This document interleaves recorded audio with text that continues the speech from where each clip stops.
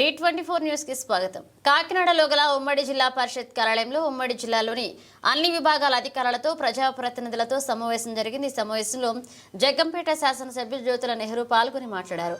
ముఖ్యంగా 2019వ సంవత్సరం నుండి జగ్గంపేట మండలం ఇర్రిపాకలో ప్రైమరీ హెల్త్ సెంటర్ను కనబడడం లేదని జిల్లా వైద్య శాఖ అధికారిని ప్రశ్నించారు.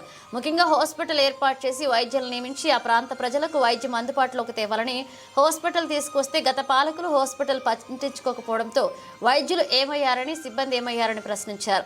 వెంటనే హాస్పిటల్ మళ్లీ ప్రారంభించడానికి చర్యలు తీసుకోవాలని ఎమ్మెల్యే జ్యోతుల నెహ్రూ కోరారు. ఉమ్మడి తూర్పుగోదావరి జిల్లాలోని రోడ్లు, చెరువులను తలపిస్తున్నాయని, ప్రభుత్వ భాగస్వామ్యం జిల్లా పరిషత్ నిధులను సమకూర్చి వెంటనే రోడ్లకు గుంతలు పూడ్చి మరమ్మతులు చేయాలని నెహ్రూ అధికారులను కోరారు. ఈ కార్యక్రమంలో ఉమ్మడి తూర్పుగోదావరి జిల్లాలోని ఎమ్మెల్యేలు, ఎంపీలు పాల్గొన్నారు. 2019 తర్వాత ఇరుపాక పిహెచ్సి ఎగిరిపోయింది, పనిచేయట్లేదు. అక్కడ భూతద్వైతిగా వెతికినా సరే కనపడుతుంది.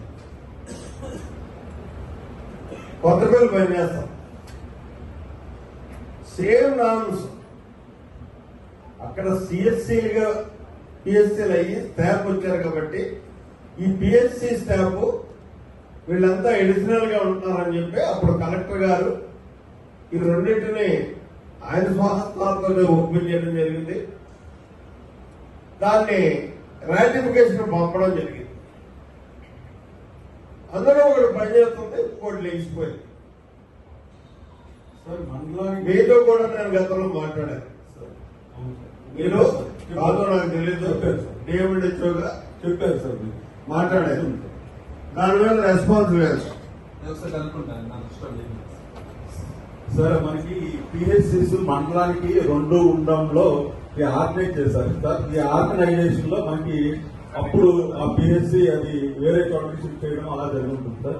మీరు చెబుతున్న దాని ప్రకారం ఇప్పుడు మనకి అక్కడ పిహెచ్సి కావాలంటే ఆ ఏరియాని ఒకసారి మనము నేను సర్వే చేస్తాను సార్. సర్వే చేసి కొత్త పిహెచ్సి ప్రపోజల్ పంపించారు సార్. అది మీ ద్వారా వెళ్తే కొద్దిగా ఆల్రెడీ ప్రపోజల్ సార్ మీరు కొత్తగా చేయాల్సింది ఏమీ లేదు.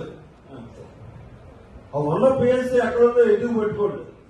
స్టాఫ్ కూడా ఉన్నారు, తెచ్చి అక్కడ పెట్టండి. అవును సార్. పాపులేషన్